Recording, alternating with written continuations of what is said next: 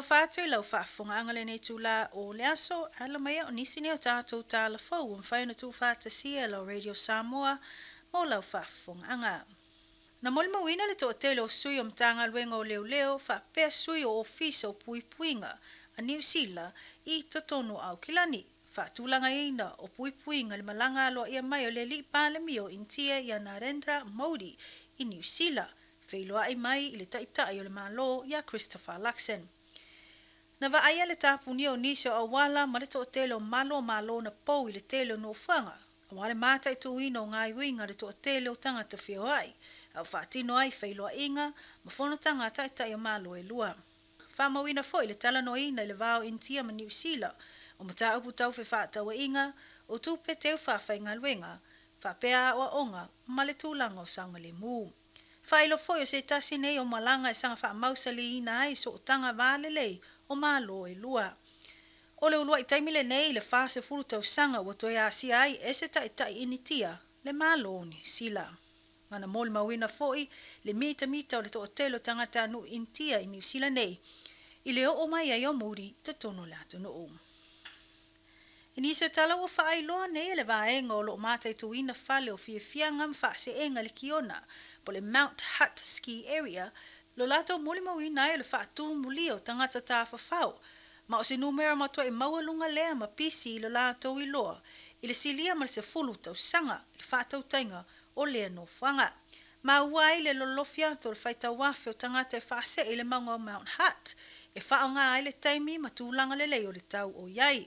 Whaalia le pūlenga o le mamafo kiona le whai unga le vaiaso o Matariki, lea na peina toso ina mai ai le toa tele, le whaita wafe tangata e fia whaase i le kiona.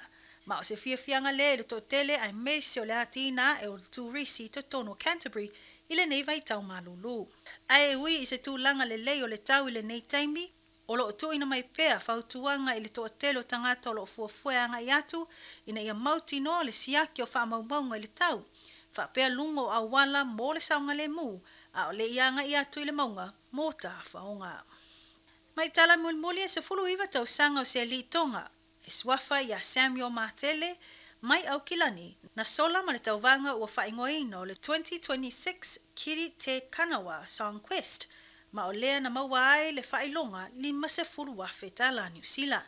Na muli mawina e fo i le tau vā o nisio a uso Samoa, suafa ia wha manu ma Jordan Fonoti fui maono. Ma o ila ua nei e awhi ai ma le na manmalo, o ni sui e iai wha asino manga Pasifika, na saufanga atu isa ilinga o se e sola ma le manu malo. I reporti na wha mawina le wha fia whaatasi o le to ono pito i lunga nei whaatasi ma le New Zealand Symphony Orchestra, i nofuanga o taha ua o le Michael Fowler Center i Wellington, i luma o lana fionga i le Dame Kiri Te Kanawa, ma le whaamasino sili mai Amerika. Pelita mai taipe se tauta o ia Frederica von Stade. Na patipati e ainga wo ma le toa telo tangata le ausia e nei alo Samoa tūlanga maulunga i la tau mawhainga i lea foi matata o pespesenga le opera. Ma wawea le ma pine wha mau o le toa tele o le tāleni Pasifika o lo ia i le lalolangi o wha fianga. Ma sanga wha mau sali ai moe mitinga o le toa tele o tupulanga talavou i le vea ai ma tangata pepese ma whai musika. I le nei tau wanga na tūlanga lua e tamai taipese ia Sarah Milham na ia maua ai le luas fulua fetala New Zealand, ai tūlanga tolu ai le li pese o Samuel Downs na mawaina le se fulu lima fetala New Zealand.